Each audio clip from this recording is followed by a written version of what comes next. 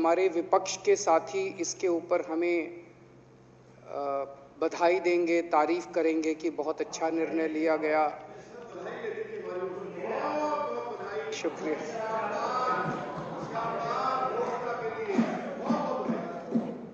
लेकिन जब से ये ऐलान किया है कि इतना, यहाँ तो कहने के लिए कह दिया, बाहर एक मिनट मेरे को पूरा, हमें इतना क्रिटिसाइज किया जा रहा है। बीजेपी वाले कह रहे हैं कि बाबा साहब अंबेडकर और भगत सिंह की क्यों लगाई, सावरकर की क्यों नहीं लगाई, हेडगेवार की क्यों नहीं लगाई।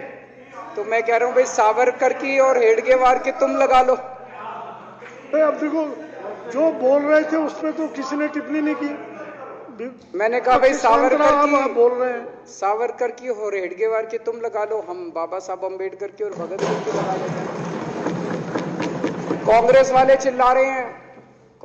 चिल्ला रहे हैं, इंदिरा गांधी की क्यों नहीं लगाई, राजीव गांधी की क्यों नहीं लगाई, सोनिया गांधी की क्यों नहीं लगाई।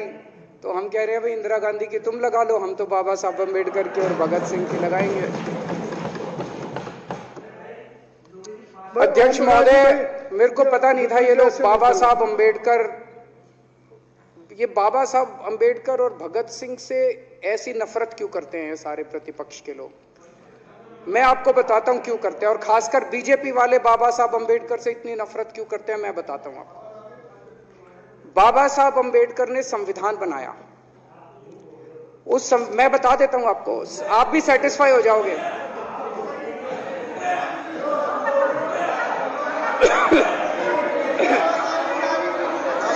सुन के चले जाना,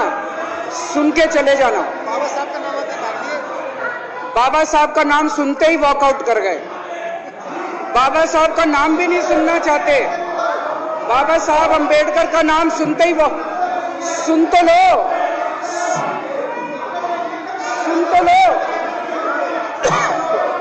तो तमाशा, और ये सब कुछ जो इन्होंने बोला वो सच बोला, सुन तो लो।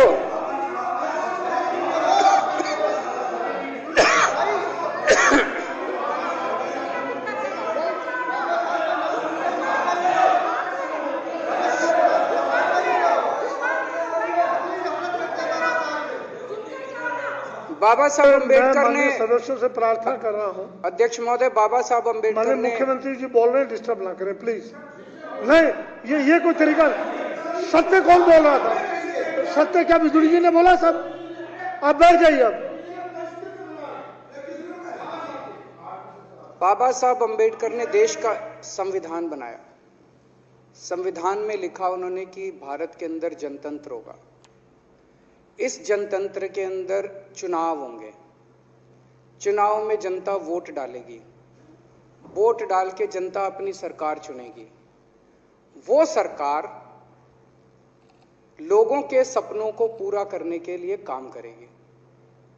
बीजेपी को ये पसंद नहीं है, बीजेपी नहीं चाहती चुनाव हो, बीजेपी चाहती है कि चुनाव खत्म हो जाए, चुनाव होने ही नहीं चाहिए।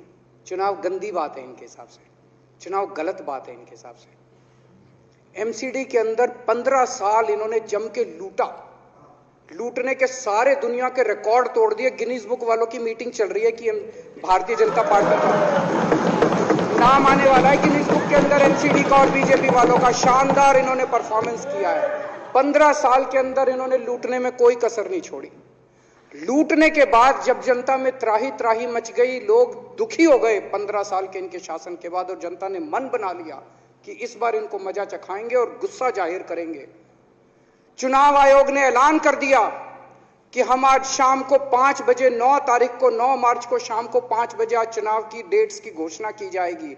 4 तारीख को प्रधानमंत्री के दफ्तर से फोन जाता है, चिट्ठी जाती है चुनाव कमिश्नर को, चुनाव रद्द कर दो। पूरी दुनिया के अंदर आज तक ऐसा नहीं होगा कि प्रधानमंत्री सीधे सीधे चुनाव कमिश्नर को फोन करके और चिट्ठी लिख के कहते हैं कि चुनाव रद्द कर दो। इसलिए ये नफरत करते हैं बाबा साहब अम्बेडकर से। ये कहते हैं बाबा साहब अम्बेडकर नहीं होता तो जनतंत्र नहीं होता इस देश के अंदर। कल एक बीजेपी का बड़ा नेता मिला, बोला जी मैंने तो अपने बीजेपी के बड़े नेताओं को बोल दिया ये चुनाव का चक्कर छोड़ो, एमसीडी में भी एनडीएमसी जैसा कर दो। मैंने कहा इसका क्या मतलब? वो बोले जैसे एनडीएमसी में चुनाव ही नहीं होते, एनडीएमसी में केंद्र सरकार नॉमिनेट कर देती है। बोले जी एमसीडी में भी यही हो जाना चाहिए। अध्यक्ष महोदय, इनका बस चले ना इस देश के अंदर सारे राज्यों में और देश में चुनाव कराना बंद कर दें ये लोग। इसलिए ये नफरत करते हैं, इसलिए बाबा साहब अंबेडकर से नफरत करते हैं ये लोग। बाबा साहब अंबेडकर चुनाव की प्रक्रिया रख के गए थे, इनका बस चले तो ये चुनाव कराना बंद कर दे। कह रहे हैं हम तीनों एमसीडी को यूनिफाई करना चाहते हैं। अरे 7 साल थे तुम्हारे पास, सो रहे थे क्या 7 साल से? कहां थे तुम लोग 7 साल से? क्यों नहीं तुम लोगों ने क्यों नहीं तुम लोग यूनिफाई करने के लिए पैसे चाहिए? क्यों नहीं तुम लोगों ने यूनिफाई किया 7 साल से? चुनाव के 1 घंटे पहले तुम लोग चिट्ठी लिख रहे हो, अब सो के जागे हो कि अब यूनिफाई करोगे। तो यूनिफाई नहीं करना, चुनाव टालने हैं, क्योंकि हार रहे हैं। मेरी हाथ जोड़ के विनती है, हार जीत लगी रहती है। कभी ये पार्टी हारती है, कभी वो पार्टी हारती है, कभी आज बीजेपी हारती है, कभी आम आदमी पार्टी भी हारती है, कभी कांग्रेस हारती है। देश बड़ा है, देश की सोचो। आज आम आदमी पार्टी है, कल आम आदमी पार्टी हो सकता ना हो। आज बीजेपी है, कल बीजेपी हो ना हो। आज केजरीवाल है, कल केजरीवाल नहीं होगा। आज मोदी जी हैं, कल मोदी जी नहीं होंगे। कोई बड़ा नहीं है, देश बड़ा है, मुल्क बड़ा है, कौम बड़ी है, समाज बड़ा है। देश को नहीं झुकने देना, देश को नहीं टूटने देना, देश को नहीं किसी भी हालत में देश पे आंच नहीं आनी चाहिए। ये लोग देश के साथ खिलवाड़ कर रहे हैं, ये लोग संविधान के साथ खिलवाड़ कह रहे हैं। हम यूनिफाई करना चाहते हैं। इन्होंने एक चिट्ठी लिख दी चुनाव आयोग को कि हम तीनों एमसीडी को यूनिफाई कर रहे हैं, इसलिए चुनाव टाल दो। चुनाव आयोग ने चुनाव टाल दिया। कल को दिसंबर में गुजरात के चुनाव हो रहे हैं। अब जनता कह रही है ये गुजरात हारेंगे। अब अगर ये गुजरात हारेंगे तो ये 10 दिन पहले चिट्ठी लिख देंगे चुनाव आयोग को कि भाई हम गुजरात को और महाराष्ट्र को एक कर रहे हैं, इसलिए गुजरात के चुनाव टाल दो। गुजरात के चुनाव टल जाएंगे। अगली बार ये लोकसभा हारेंगे, चिट्ठी लिख देंगे जी ये पार्लियामेंट्री फॉर्म ऑफ सिस्टम बड़ा खराब है, हम प्रेसिडेंशियल फॉर्म ऑफ सिस्टम ला रहे हैं, संविधान बदल रहे हैं, चुनाव टाल दो। चुनाव टल जाएंगे। ये क्या मजाक बना रखा है इन्होंने, नौटंकी कर रखी है इन्होंने। भारत जनतंत्र है, देश ये बर्दाश्त नहीं करने वाला जो इन्होंने नौटंकी कर रखी है। कहते हैं हम दुनिया की सबसे बड़ी पार्टी हैं, हम तो जी दुनिया की सबसे छोटी पार्टी हैं। फिर भी डर गए तुम लोग।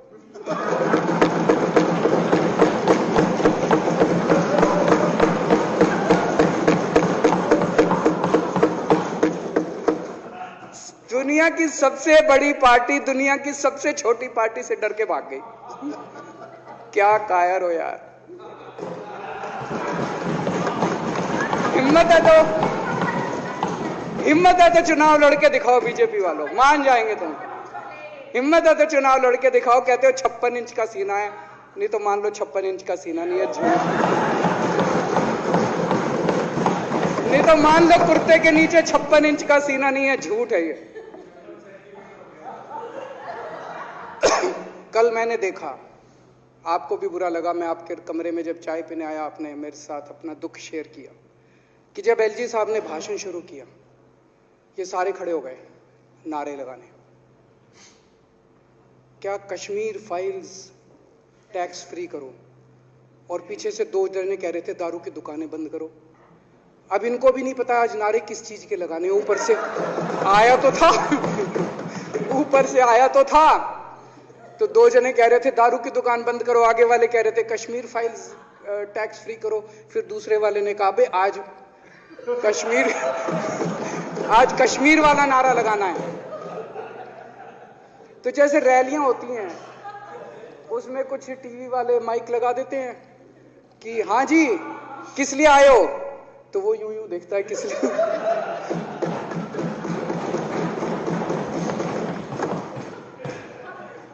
क्या हाल बना दिया इनका। इसलिए थोड़ी राजनीति में आए थे, इसलिए थोड़ी राजनीति में आए थे। एक पिक्चर आई थी बंटी और बबली,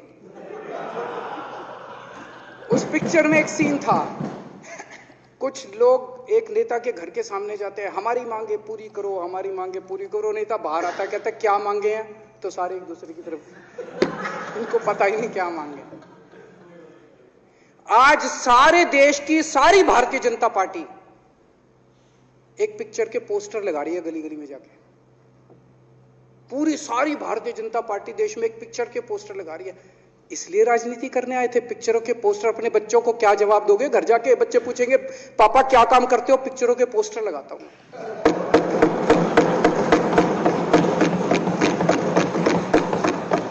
8 साल केंद्र सरकार चलाने के बाद अगर किसी देश के प्रधानमंत्री को विवेक अग्निहोत्री के चरणों में शरण लेनी पड़े तो इसका मतलब उस प्रधानमंत्री ने 8 साल में कोई काम नहीं किया।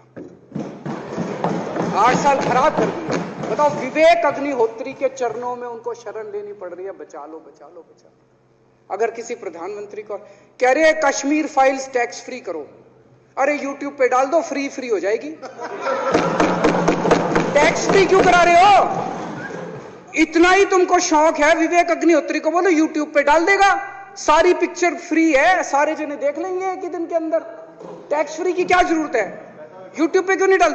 कल एक मैंने अखबार में पढ़ा, हरियाणा के अंदर एक भारतीय जनता पार्टी का ही एक एमएलए था, उसने कहा आज मैं पार्क के अंदर इसकी फ्री स्क्रीनिंग करूंगा। तुरंत विवेक अग्निहोत्री का ट्वीट आया खट्टर साहब के, खट्टर साहब देखो ये फ्री में कर रहा है, इसको बोलो टिकट लेके करेगा। भाई साहब, कश्मीरी पंडितों के नाम पे कुछ लोग करोड़ों रुपए कमा रहे हैं और तुम लोगों को पोस्टर लगाने का काम दे दिया। आंखें खोलो, क्या कर रहे हो तुम लोग?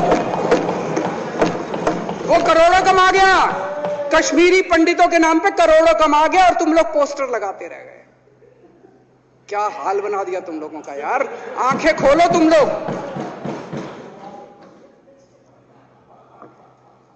भेड़ बकरियों की तरह हाँक रखा है पूरे बीजेपी वालों को, भेड़ बकरियों की तरह हाँक रहे हैं। एक दिन बोले 3 का कृषि कानून लेके आए हैं, बहुत शानदार है, और फिर नीचे मैसेज आया भाई सारे जने तारीफ करो मोदी जी की। सारे बोले वाह मोदी जी वाह, क्या मास्टर स्ट्रोक है।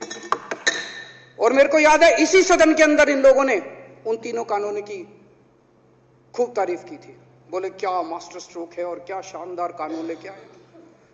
1 साल के बाद फिर आया भाई 3 कानून वापस ले लिए, बोलो फिर तारीफ करो मोदी जी की, भाई कानून बेकार थे मोदी जी। क्या इसी सदन के अंदर इन लोगों ने इतनी बेशर्मी, दिमाग पे ताला लगा रखा, इन्होंने कहा वाह मोदी जी वाह, क्या 3 कानून खराब थे आपने वापस ले लिया, देश को बचा लिया। क्या मास्टर स्ट्रोक, ये क्या हाल बना दिया आप लोगों का यार। फिर थोड़े दिन बाद बोले भाई दारू की दुकानों के खिलाफ करो, फिर सारे जने दारू की दुकान बंद करो, अब दारू ठीक हो गई दिल्ली में? आजकल तो शोर नहीं करते तुम लोग। अब कश्मीर फाइल आ गई, पहले कृषि कानून, रोज काम दे रखा है तुमको, कुछ ना कुछ ऊपर से आ जाता है, काम दे रखा है। अब दारू की दुकानें। मेरा एक ही निवेदन है मेरे बीजेपी के साथियों से, आप तो अपने ही हो, आप तो सब अपने, मेरे छोटे भाई बड़े भाई बिदुरी साहब तो बड़े भाई है मेरे, आप तो सारे अपने हो यार। थोड़ा सा देश के बारे में सोचो यार, थोड़ा देश के बारे में सोचो। हिटलर भी जो था वो कम से कम अपने चमचों को नौकरी देता था, रोजगार देता था। इतिहास उठा के पढ़ो, उसने रोजगार तो दिया था। इन्होंने क्या दिया आपको? आपके बच्चों को नौकरी दी, आपके घर में कोई खाने पीने का इंतजाम करा, आपकी बिजली का इंतजाम करा। केजरीवाल काम आता है आपके भी घर की बिजली फ्री कर रखी है। दिल्ली के 12 लाख बच्चों को नौकरी दी है मैंने, स्कूल ठीक कर दिए, अस्पताल ठीक कर दिए। आपके घर में कोई बीमार हो, केजरीवाल दवाई पहुंचाता है, मोदी दवाई नहीं पहुंचाता। केजरीवाल काम आया। मैं बीजेपी के सारे कार्यकर्ताओं से कहना चाहता हूं, थोड़ा सा दिमाग खोलो। बीजेपी के सारे सपोर्टर्स को कहना चाहता हूं, थोड़ा सा दिमाग खोलो। ये भेड़ चाल बंद करो, भेड़ बकरियों की तरह हाँक रहे हैं ये आपको, ये सब बंद करो। दिमाग खोल के सारे जने बीजेपी छोड़ के आम आदमी पार्टी में आ जाओ।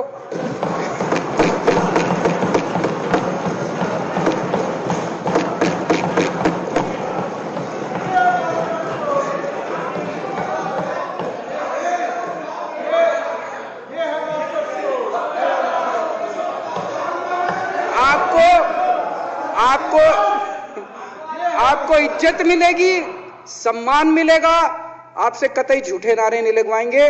राष्ट्र निर्माण में आपको साथ लेंगे हम, राष्ट्र निर्माण करेंगे आपके साथ मिलकर। ये पोस्टर भी नहीं लगवाएंगे झूठी फिल्मों के। और जो भी करना हो, कम से कम यार ये पिक्चर का प्रमोशन करना तो बंद करो। ये गंदे लगते हो तुम लोग, अच्छी शोभा नहीं देता आप लोगों को। यार आप अच्छे आदमी हो, कुछ करने आए थे राजनीति में, कहां पिक्चर के पोस्टर और प्रमोशन करने में लगा दिया। कल एलजी साहब की स्पीच पूरे देश ने सुनी।